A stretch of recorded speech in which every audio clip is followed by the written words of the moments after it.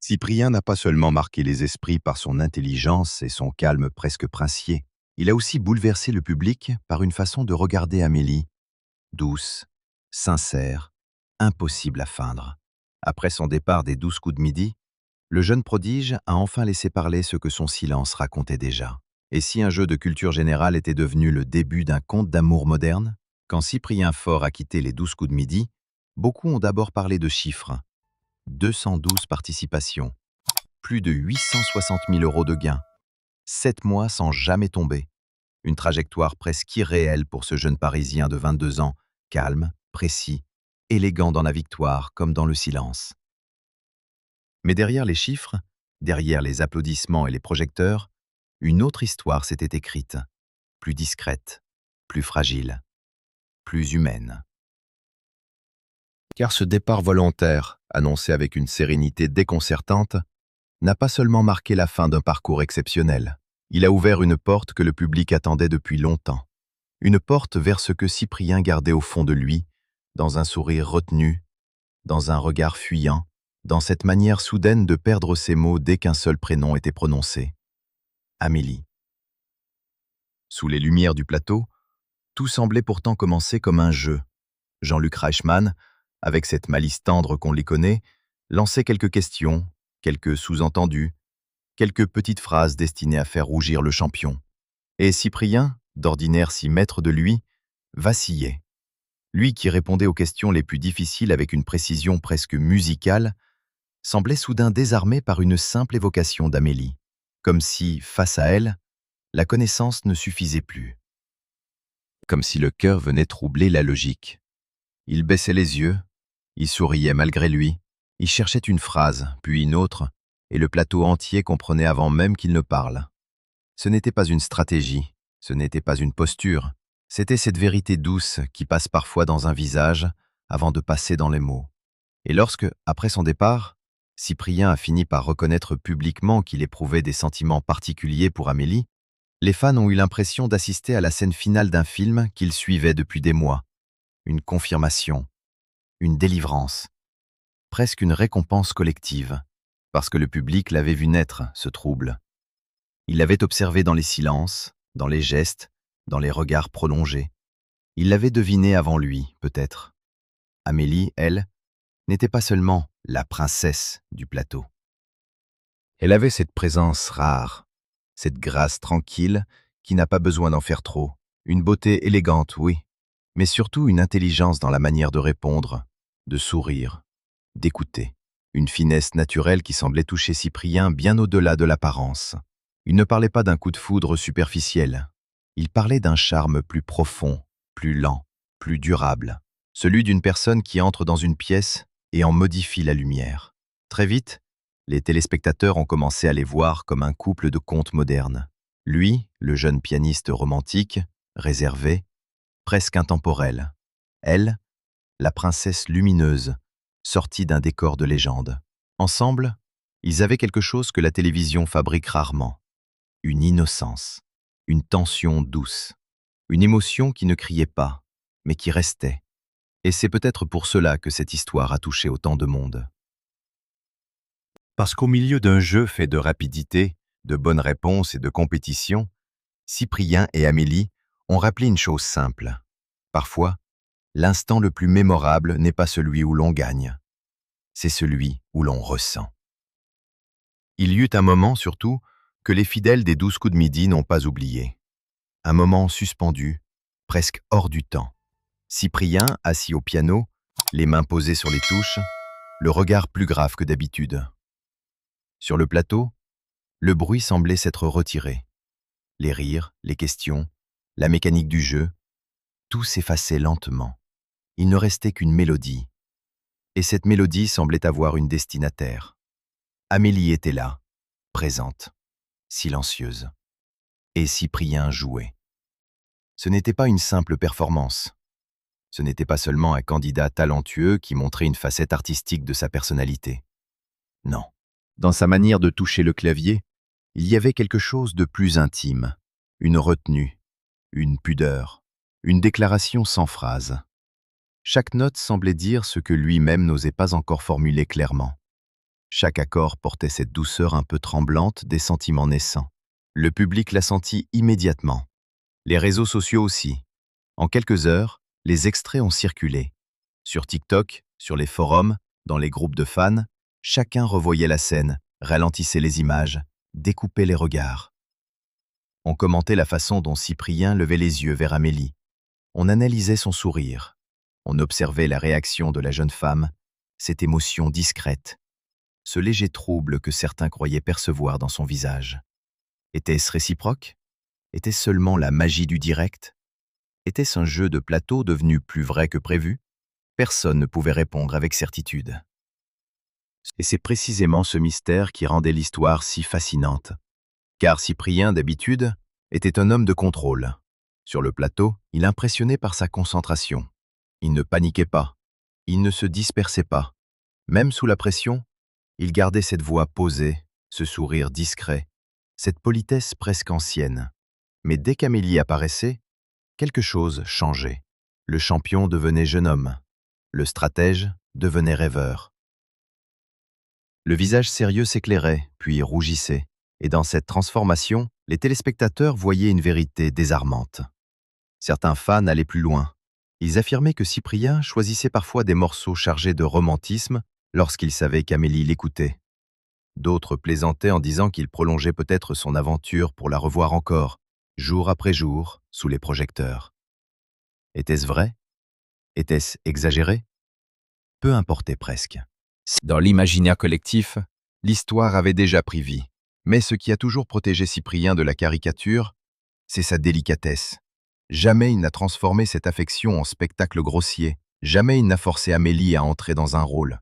Il la regardait avec admiration, mais aussi avec respect. Et ce respect-là, dans un univers où tout peut devenir buzz, a donné à leur lien une beauté particulière. C'est peut-être cela qui a fait chavirer les spectateurs. Non pas une histoire bruyante, non pas une mise en scène calculée, mais une émotion qui avançait à pas feutrés, une émotion visible, mais jamais imposée. Comme une mélodie de piano que l'on entend au loin et qui, sans prévenir, reste dans le cœur longtemps après la dernière note. À mesure que les jours passaient, l'histoire de Cyprien et d'Amélie cessait d'être un simple détail amusant du plateau. Elle devenait un fil rouge, une attente. Un petit rendez-vous dans le grand rendez-vous de midi. Les téléspectateurs ne regardaient plus seulement pour savoir si le champion allait trouver la bonne réponse, découvrir l'étoile mystérieuse ou prolonger son incroyable parcours. Ils regardaient aussi pour apercevoir ce moment minuscule, presque invisible, où son visage changerait à l'apparition d'Amélie. Et ce changement, justement, fascinait.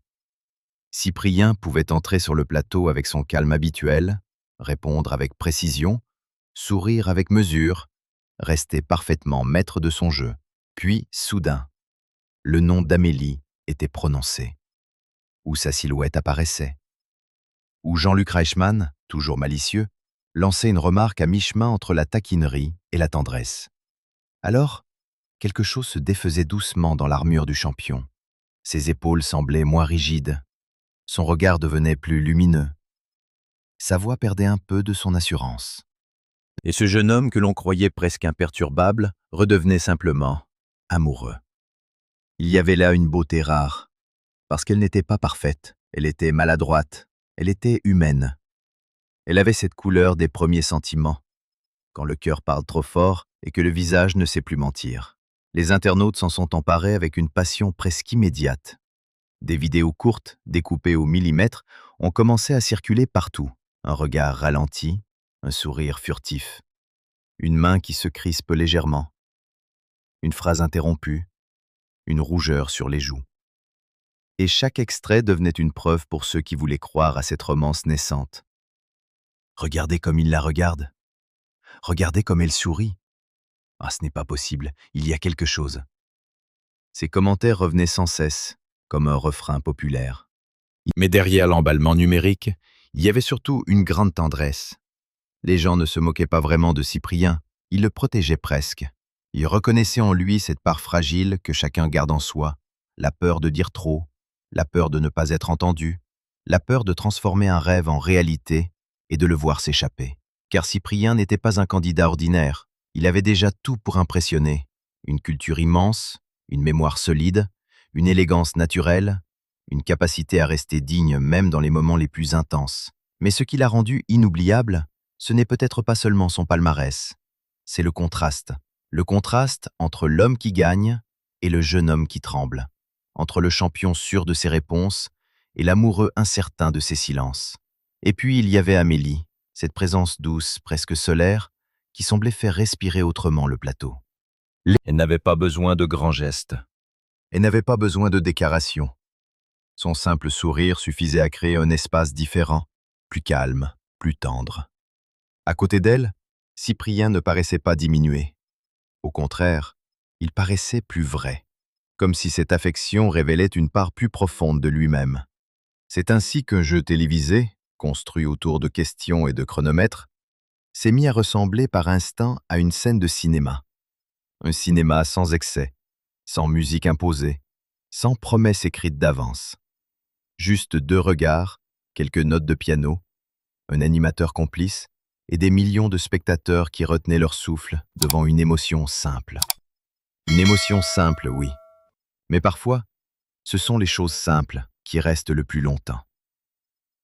Après son départ, une question a commencé à flotter partout, insistante, presque fébrile. Que va devenir cette histoire maintenant que les caméras se sont éteintes? Car pendant 7 mois, Cyprien avait vécu au rythme du plateau. 7 mois de victoire, de rendez-vous quotidiens, de lumière, de regards, de musique et de sourires. 7 mois sans défaite. Puis, soudain, le silence, le choix, le départ volontaire. À 22 ans, quitter une émission alors que rien ne l'y obligeait relevait presque de l'inconcevable. Beaucoup auraient continué. Beaucoup auraient voulu pousser plus loin, gagner davantage, inscrire leur nom encore plus haut dans l'histoire du programme. Mais Cyprien choisit autrement. Il est parti debout, au sommet, avec cette même retenue qui avait accompagné toute son aventure.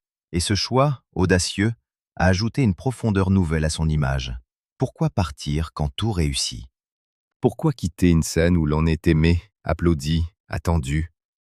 Pourquoi fermer soi-même une porte que tant d'autres rêveraient de franchir? Peut-être parce que Cyprien n'a jamais semblé appartenir totalement au bruit. Il était là, bien sûr, présent, brillant, reconnaissant. Mais il portait en lui une forme de distance, une pudeur presque ancienne. Il donnait l'impression d'un jeune homme capable de comprendre que les plus belles histoires ne doivent pas toujours être prolongées jusqu'à l'épuisement. Parfois, il faut savoir sortir avant que la magie ne se fatigue. Et pourtant, en quittant les 12 coups de midi, il n'a pas vraiment quitté l'imaginaire du public. Au contraire, les recherches sur son nom se sont multipliées. Les abonnements ont augmenté. Les conversations ont continué. On voulait savoir ce qu'il devenait. On voulait savoir s'il jouerait encore du piano. On voulait savoir s'il parlerait d'Amélie. Et surtout, on voulait savoir si ce lien né sous les projecteurs pouvait survivre hors du décor. C'est là que le phénomène a pris une autre dimension.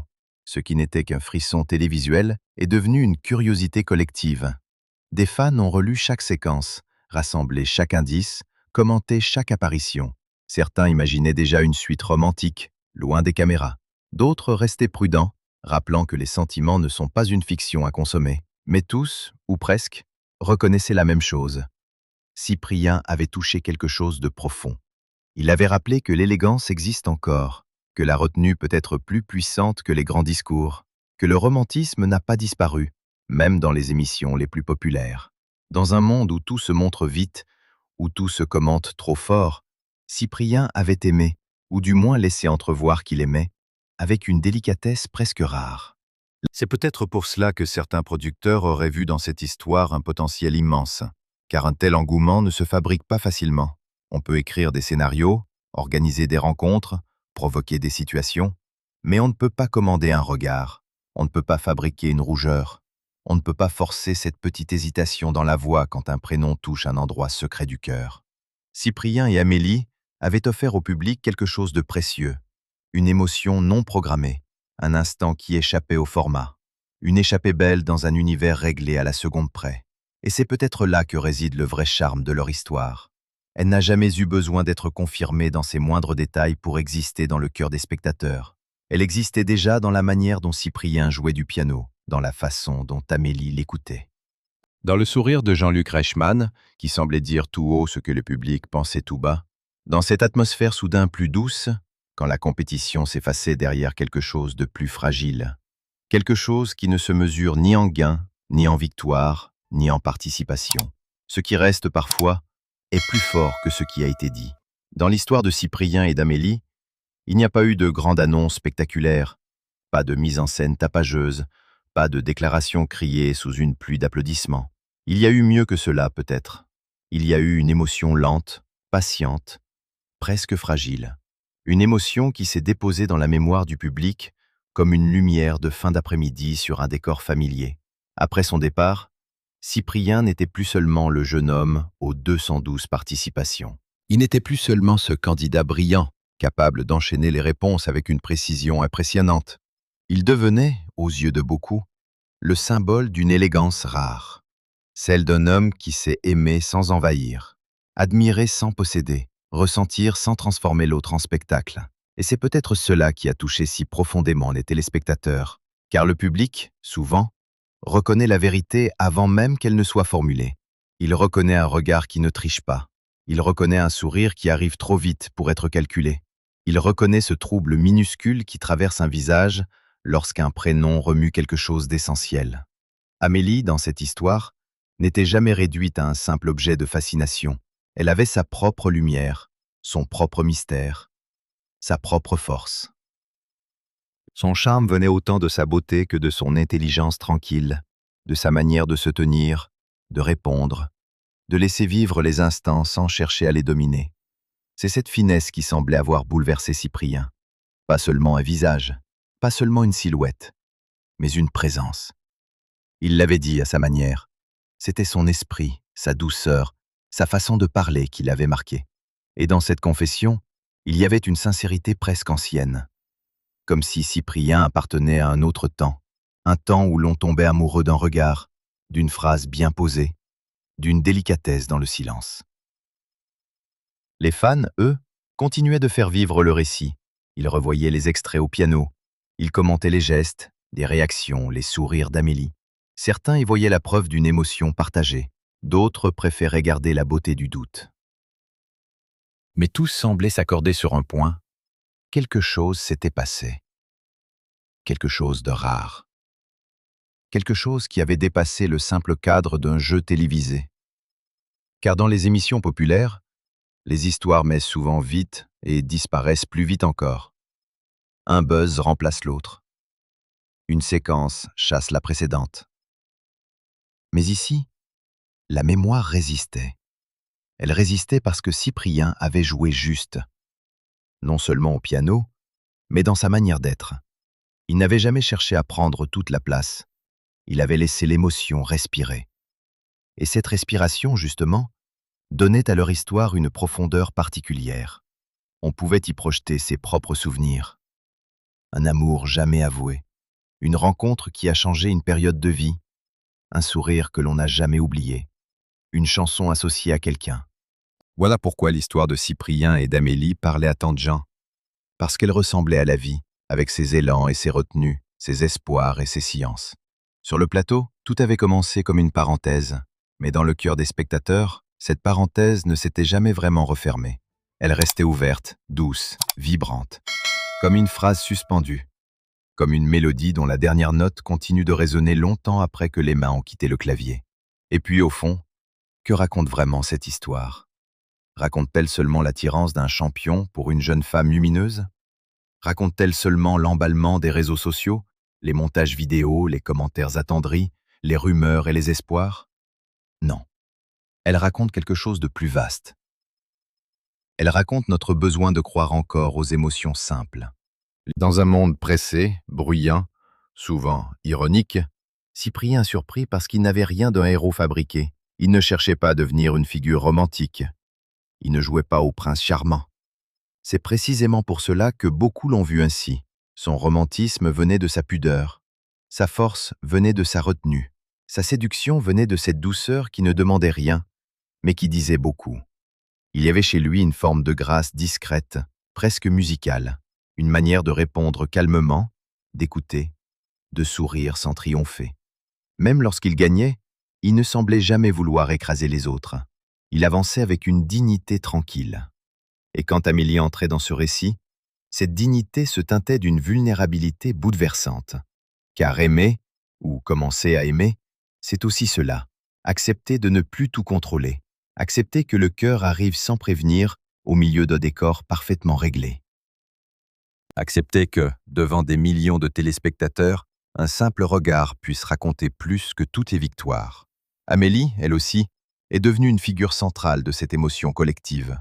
Les fans voyaient en elle une princesse moderne, non pas parce qu'elle vivait dans un conte, mais parce qu'elle portait une élégance naturelle. Elle ne semblait jamais chercher à provoquer l'attention. Elle la recevait avec simplicité. Et cette simplicité rendait les scènes avec Cyprien encore plus touchantes.